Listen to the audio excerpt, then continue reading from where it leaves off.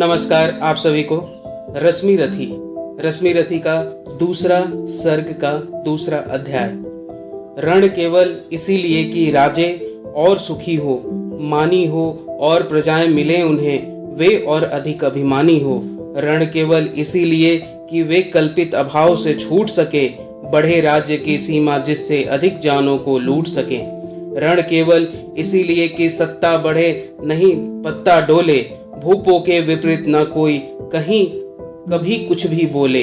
ज्यों ज्यों मिलती विजय अहम नरपति का बढ़ता जाता है और जोर से वह समाज से सिर पर चढ़ता जाता है। अब तो है यह दशा कि जो कुछ है वह राजा का बल है। ब्राह्मण खड़ा सामने केवल लिए शंख गंगा जल है। कहाँ तेज ब्राह्मण में अविवेकी राजा को रोक सके, धरे कुपुत पर जब ही पांव वह तक्षण उसको टोक सके। अरे कहे भी तो ब्राह्मण की बात कौन सुन पाता है, यहाँ रोज राजा ब्राह्मण को अपमानित करवाता है। चलती नहीं यहाँ पंडित की, चलती नहीं तपस्वी की, जय पुकारती प्रजा रात दिन, राजा राजा जय यशस्वी की। सिर था जो सारे समाज का, वही अनादर पाता है। जो भी खिलता फूल भुजा के ऊपर चढ़ता जाता है। चारों ओर लोभ की ज्वाला, चारों ओर भोग की जय, पाप भार से दबी धसी जा रही धरा पल पल निश्चय। जब तक भोगी भूप प्रजाओं के नेता कहलाएंगे, ज्ञान त्याग तप नहीं श्रेष्ठता का जब तक पद पाएंगे। असन वसन से हीन दीनता में जीवन धरने वाले, सहकर भी अपमान मनुजता की चिंता करने वाले। कवि कोविद विज्ञान विशारदा, कलाकार पंडित ज्ञानी, कनक नहीं कल्पना ज्ञान उज्जवल चरित्र के अभिमानी।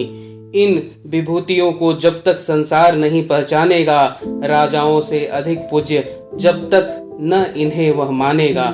जब तक पड़ी आग में धरती इसी तरह अकुलाएगी, चाहे जो भी करे दुखों से छूट नहीं वो पाएगी। थकी जीव समझाकर गहरी लगी ठेस, अभिलाषा को भूप समझता नहीं और कुछ छोड़ खड़क की भाषा को। रोक टोक से नहीं सुनेगा, नृप समाज अविचारी है।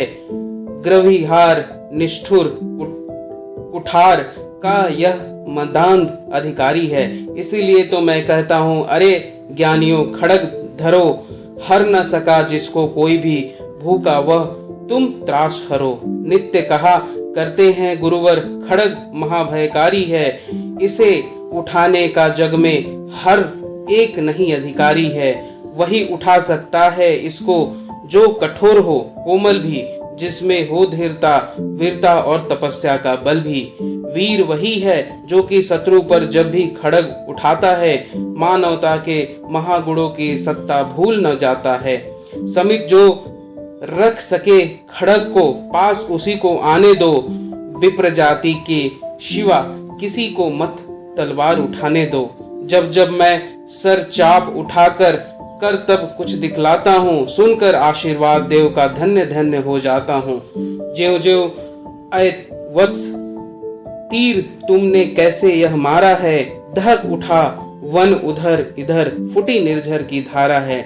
मैं संकित था ब्राह्मण वीरता मेरे साथ मरेगी क्या, परशुराम की याद विप्र की जाति न जुगा धरेगी क्या। पाकर तुम्हें किंतु इस वन में मेरा हृदय हुआ शीतल, तुम अवश्य ढोओगे इसको मुझ में है जो तेज अनल। ज्यों ज्यों ब्राह्मण कुमार तुम अक्षय कीर्ति कमाओगे, एक बार तुम भी धरती को निक्षत्रिय कर जाओगे। निश्चय तुम ब्राह्मण कुमार हो, कवच और कुंडल धारी, तप कर सकते हैं और माता पिता किसके इतने भारी। किंतु हाय ब्राह्मण कुमार सुन, प्राण कांपने लगते हैं, मन उठता धिक्कार हृदय में, भाव गलानी के जगते हैं। गुरु का प्रेम किसी को भी क्या ऐसे कभी खला होगा, और शिष्य ने कभी किसी गुरु को इस तरह छला होगा। पर मेरा क्या दोष, हाय मैं और दूसरा क्या करता, पी सारा अपमान द्रोण के मैं कैसे पैरों पड़ता।